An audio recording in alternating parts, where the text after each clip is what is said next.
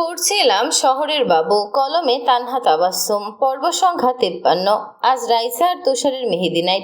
সকাল থেকেই পাটোয়ারির বাড়ির পরিবেশ যেন উৎসবের রঙে রঙিন হয়ে উঠেছে।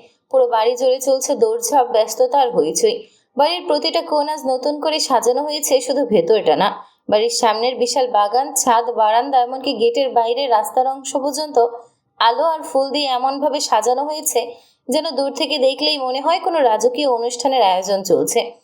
প্রবেশদ্বারের উপর বড় করে ফুলের আর্চ বানানো হয়েছে। সাদা, হলুদ আর কমলা গাঁদা ফুলের সঙ্গে ঝুলছে ছোট ছোট ফেড লাইট। সন্ধ্যা নামার আগেই আলো ঝলমল করে উঠছে পুরো পাটোয়ারি বাড়ি। গেটের সামনে একের পর এক দামি গাড়ি এসে থামছে। মেহমানদের আনাগোনা ইতিমধ্যে শুরু হয়ে গেছে। কেউ ভেতরে ঢুকছে, কেউ পরিচিতদের সঙ্গে দাঁড়িয়ে গল্প করছে, আবার কেউ পুরো সাজসজ্জা দেখে মুগ্ধ হয়ে চারপাশটা দেখছে। কারণ সাফায়াত পাটোয়ারি তার একমাত্র মেয়ের বিয়েতে কোনো কিছুরই কমতি রাখতে চান না। তার কাছে এটা শুধু একটা বিয়ে না, এটা তার সম্মান, তার ভালোবাসা, তার মেয়ের প্রতি জীবনের সবচেয়ে বড় দায়িত্বগুলোর একটি। আর সেই কারণে প্রতিটা বিষয় তিনি নিজে দাঁড়িয়ে থেকে দেখছেন। কোথাও ফুল কম কেন, কোথায় লাইট ঠিক মতো জ্বলছে কিনা, অতিথিদের আপ্যায়নে কোনো সমস্যা হচ্ছে কিনা। এদিকে ফরিদা বেগম তো সকাল থেকে এক মুহূর্তের জন্য বসার সময় পাননি। কখনো ক্যাটারিং এর লোকদের নির্দেশ দিচ্ছেন, তো কখনো মেহমানদের রিসিভ করছেন। মুখে ক্লান্তি থাকলেও চোখে মুখে আজ অন্যরকম একটা আনন্দ স্পষ্ট। কারণ অনেকদিন পর পাটোয়ার বাড়িতে এমন আনন্দ উপলক্ষে এসেছে। আর রাইসা, সে আর রিমিশ অনেক আগেই পার্লারের উদ্দেশ্যে বেরিয়ে গিয়েছে। আজ মেহেদি আর হলুদের অনুষ্ঠান একসঙ্গে হবে, তাই দুজনকে সকাল থেকে প্রস্তুতির জন্য নিয়ে যাওয়া হয়েছে। শুধু বিয়ের মূল অনুষ্ঠানটা হবে শহরের সবচেয়ে অভিজাত এক রিসোর্টে। সাফায়েত পাটোয়ারি নিজে গিয়ে সেই রিসোর্ট বুক করেছেন।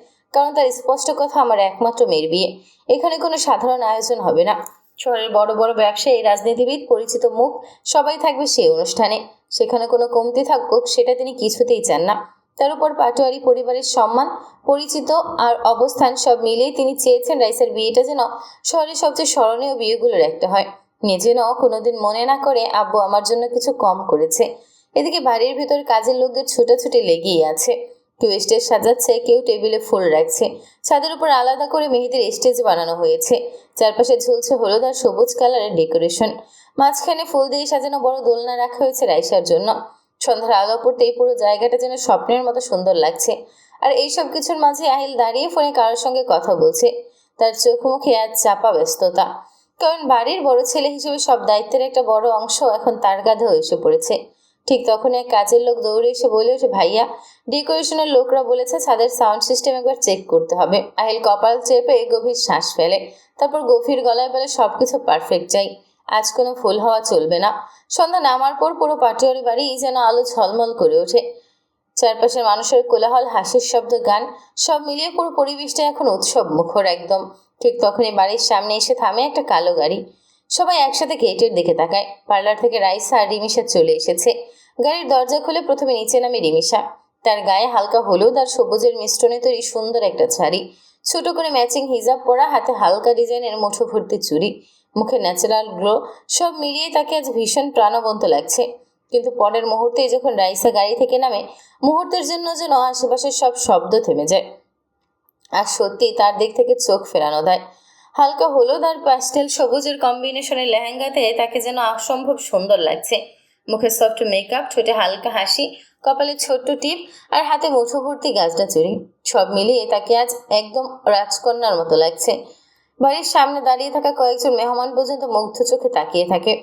রিমিশা মজা করে ধীরে বলে ওঠে, এভাবে তাকিয়ে থাকলে কিন্তু নজর লেগে যাবে। কথা শুনে রাইসা হালকা হেসে ফেলে। তারপর দুজন একসাথে বাড়ির ভেতরে ঢুকে পড়ে। ঠিক তখনই কিচেন থেকে তাড়াহুড়ো করে বেরিয়ে আসেন ফরিদা বেগম। সম্ভবত কোনো কাজের নির্দেশ দিচ্ছিলেন। কিন্তু রাইসা আর রিমিশাকে একসাথে দেখে তিনি যেন সেখানেই থমকে যান। কয়েক সেকেন্ড মুগ্ধ হয়ে তাকিয়ে থাকেন দুইজনের দিকে। তবে ধীরে ধীরে তার মুখে বড় একটা হাসি ফুটে ওঠে। চোখ ভিজে আসে অজান্তেই। মাশাআল্লাহ, তার গলাটা কেঁপে ওঠে। আমার পুতুল দুইটাকে আজ এত সুন্দর লাগছে। কথাটা বলেই তিনি এগিয়ে এসে দুই হাতে দুজনকে জড়িয়ে ধরেন। রিমিশা হেসে ফরিদা বেগমকে জড়িয়ে ধরে। কিন্তু রাইসাকে বুকের সঙ্গে জড়াতেই হঠাৎ ফরিদা বেগমের বুকের ভেতরটা মুচড় দিয়ে ওঠে। চোখের সামনে বারবার একটা কথাই ভেসে ওঠে, তার মেয়েটা কয়েকদিন পর এই বাড়ি ছেড়ে চলে যাবে। ভাবনা সহ্য করতে না পেরে হঠাৎ করেই তিনি হু হু করে কেঁদে ওঠেন। রাইসার সঙ্গে সঙ্গে চমকে যায়। আম্মু! তার নিজের চোখও মুহূর্তেই ভিজে ওঠে। তবু অনেক কষ্টে নিজের কান্না চেপে রেখে সে ফরিদা বেগমকে শান্ত করার চেষ্টা করে। দুই হাত দিয়ে তাকে জড়িয়ে ধরে নরম গলায় বলে, কাঁদছো কেন আম্মু? একটু থেমে চোখের পানি লুকিয়ে হাসার চেষ্টা করে আবার বলে, আমি তোমার কাছেই থাকবো, কোথাও চলে যাচ্ছি না। ফরিদা বেগম কিছু বলতে পারেন না, শুধু আরো শক্ত করে মেয়েকে জড়িয়ে ধরেন। আর আশপাশে দাঁড়িয়ে থাকা মানুষগুলো নিঃশব্দে সেই দৃশ্যটা দেখতে থাকে, কারণ কিছু সম্পর্কের অনুভূতি ভাষায় প্রকাশ করা যায় না। রাত প্রায় 11টা। ইতিমধ্যে মেহেদি অনুষ্ঠানের মূল আয়োজন শুরু হয়ে গেছে। পুরো ছাদ জুড়ে রঙিন আলো, ফুলের সাজ আর মানুষের কোলাহলে একদম জমজমাট পরিবেশ তৈরি হয়েছে। স্টেজের সামনে বড় বড় লাইট বসানো হয়েছে। চারপাশে ক্যামেরাম্যানদের ব্যস্ততা, কেউ ছবি তুলছে, কেউ ভিডিও করছে, আবার কেউ লাইভে পুরো অনুষ্ঠান দেখাচ্ছে। ঠিক তখনই চারপাশের লাইট হঠাৎ একটু ডিপ হয়ে আসে। সবাই একসাথে সিঁড়ির দিকে তাকায়। রাইসাকে নিয়ে আসা হচ্ছে। রাইসা আর 3 কাজিন আর রিমিশা মিলে ফুলের ডালায় নিচে করে ধীরে ধীরে তাকে স্টেজের দিকে নিয়ে আসছে। সামনে কয়েকজন ডান্সার নাচতে নাচতে এন্ট্রি নিচ্ছে। ব্যাকগ্রাউন্ডে ফুল ভলিউমে গান বাজতে থাকে, গায়ে হলুদে লাগাইয়া কন্যারে। চারপাশে মুহূর্তে উৎসব মুখর হয়ে ওঠে। রাইসা মাথা নিচু করে হালকা হেঁটে হাসছে।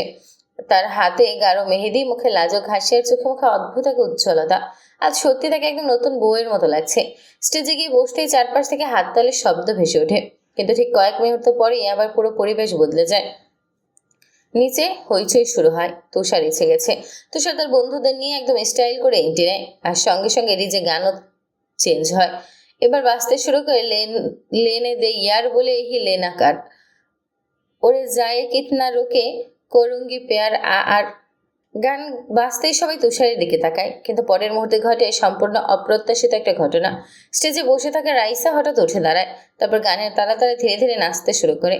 মুহূর্তের মধ্যে পুরো পরিবেশ যেন থমকে যায়, কারণ এটা কেউ কল্পনাও করেনি। রাইসা নাচতে নাচতে সেই দিক পর্যন্ত এগিয়ে যায়। তার নরম মুভমেন্ট, লাজুক হাসি আর চোখের চাহনি দেখে সবাই একদম অবাক হয়ে তাকিয়ে থাকে। বিশ্বাস করে তুষার, সেজন্য কয়েক সেকেন্ড শ্বাস নিতেই ভুলে যায়, কারণ এই পুরো ব্যাপারটা ছিল রাইসার জন্য সারপ্রাইজ। আগে সে নিজের এক ফ্রেন্ডকে বলে রেখেছিল তুষারের এন্ট্রি হতেই যেন গান চেঞ্জ করে দেওয়া হয়। নাচতে নাচতে রাইসা তুষারের সামনে এসে দাঁড়ায়, আর ঠিক তখনই তুষার হঠাৎ বুকের বাম পাশে হাত চেপে ধরে নাটকীয় ভঙ্গিতে বলে ওঠে, ইয়া আল্লাহ, হার্ট অ্যাটাক হয়ে যাবে আমার, বলে অজ্ঞান হওয়ার অভিনয় করে ঢলে পড়তে নেয়।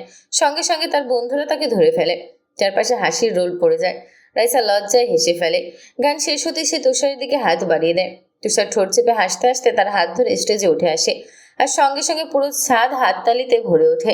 এরপর স্টেজে উঠে আসেন ফরিদা বেগম আর সাফাত পাটোয়ারি, দুজনের হাতে হলুদের থালা। ফরিদা বেগম সবার আগে দুজনের কপালে আলতো করে হলুদ ছুঁয়ে দেন, তারপর দোয়া করে সালামি দেন। তার চোখে মুখে আজ স্পষ্ট সুখ আর আবেগের ছাপ। আর সাফাত পাটোয়ারি মেয়ের দিকে তাকিয়ে কয়েক মুহূর্ত চুপ হয়ে থাকেন। আজ তার ছোট্ট মেয়েটাকে সত্যি অনেক বড় হয়ে গিয়েছে, আর আজকে হলুদ অনুষ্ঠান হচ্ছে তার। পুরুষ মানুষ সহজে কাঁদতে পারে না, তবুও তার চোখ ভিজে ওঠে। তিনি দ্রুত মুখ ঘুরিয়ে চোখের পানি আড়াল করার চেষ্টা করেন, তারপর রাইসাকে বুকের সঙ্গে শক্ত করে জড়িয়ে ধরেন কিছুক্ষণ। রাইসাও চুপচাপ বিড়াল ছানার মতো বাবাকে জড়িয়ে ধরে থাকে। মুহূর্তটা এতটাই আবেগী হয়ে ওঠে যে আশেপাশে অনেকের চোখ পর্যন্ত ভিজে যায়।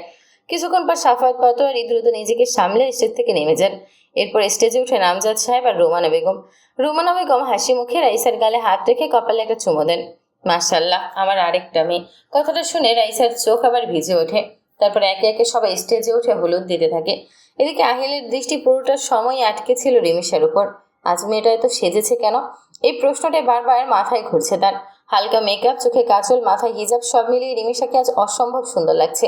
আর সেটাই যেন আহিলের সহ্য হচ্ছে না, কারণ কিছুক্ষণ পরেই সে লক্ষ্য করছে কয়েকটা ছেলে বারবার রিমিশার দিকে তাকাচ্ছে। আহিলের চোয়াল শক্ত হয়ে আসে। এবার তো সে রাগে সরাসরি ওদের দিকে আগাতেই যাচ্ছিল, কিন্তু রাহি আর ইয়াসিন দ্রুত তাকে থামিয়ে দেয়। এই ভাই, বিয়ে বাড়িতে সিন ক্রিয়েট করবি না।